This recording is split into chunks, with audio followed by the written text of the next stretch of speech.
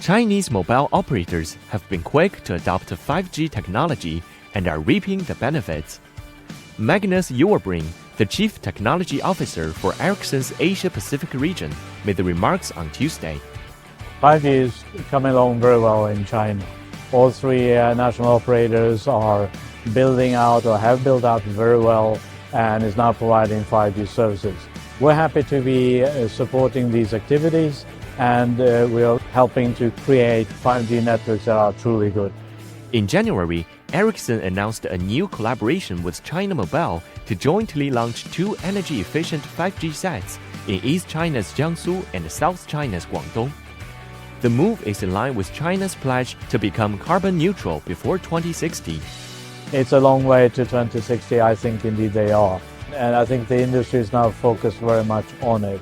And I think mobile operators will play an important role here for society as a whole. By providing connectivity, society can be more efficient, have less need for move things around by being able to communicate instead, right?